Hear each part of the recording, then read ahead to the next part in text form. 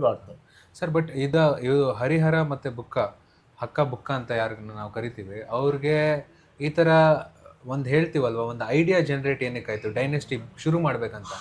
ಯಾಕಂದರೆ ಅವರು ತಂದೆ ತಾಯಿ ಅಡ್ಮಿನಿಸ್ಟ್ರೇಟರ್ ಆಗಿದ್ರು ಅಂತ ನಾನು ಕೇಳಿದ್ದೀನಿ. ನೀವು ಹೇಳಿದೆ ನಾವು ಬರೀ ಸ್ಪೆಕ್ಯುಲೇಟ್ ಮಾಡ್ತೀವಿ, ಏನು ನಮ್ಮ ಕಾಂಕ್ರೀಟ್ ಎವಿಡೆನ್ಸ್ ಇಲ್ಲ ಅಂತ. ಬಟ್ ಇವರೇ ಸ್ಟಾರ್ಟ್ ಮಾಡಿದ್ರು, ಇವರು ರಾಯಲ್ ಲಿನಿಯೇಜಿಂದ ಇರಲಿಲ್ಲ. ಸೊ ಇವ್ರು ಏನಕ್ಕೆ ಏನು ಅವಕಾಶ ಸಿಕ್ತು ಅವ್ರಿಗೆ ಈ ಥರ ಡೈನೆಸ್ಟಿ ಶುರು ಮಾಡೋಣ ಅಂತ?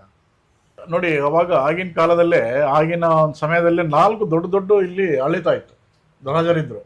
ಒಂದು ವರಂಗಲ್ ರಾಜ ಕಾಕತಿಯವರಿದ್ರು, ಈ ಕಡೆ ದೇವಗಿರಿ ಇದ್ರು, ಮತ್ತೆ ಈ ಕಡೆ ಹೊಯ್ಸಳ ಮುನೇಬಳ ಇದ್ರು, ಮತ್ತೆ ಈ ಕಡೆ ಪಾಂಡ್ಯರು. ದಕ್ಷಿಣದಲ್ಲಿ 4 ದೊಡ್ಡ ರಾಜರಿದ್ರು.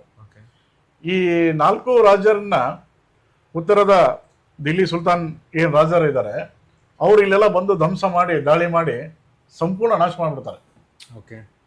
ನಾಶ ಮಾಡಿದ್ಮೇಲೆ ಇಲ್ಲಿ ಒಂದು ಡೈನಾಸ್ಟಿ ಬಹಳ ಅವಶ್ಯಕತೆ ಇರುತ್ತೆ. ಹಾಗಾಗಿ ಮತ್ತೆ ಸೃಷ್ಟಿ ಕೂಡ ಆಗತ್ತೆ, ಆ ರೀತಿ ಒಂದು ಬೇಕಾಗಂತ ಒಂದು ಅವಶ್ಯಕತೆ ಇದು ಆಗತ್ತೆ. ಹಾಗಾಗಿ ಅದು ಇಲ್ಲಿ ಒಂದು ಸಾಮ್ರಾಜ್ಯ ಆಗಿ ಬೆಳೆಯುತ್ತೆ.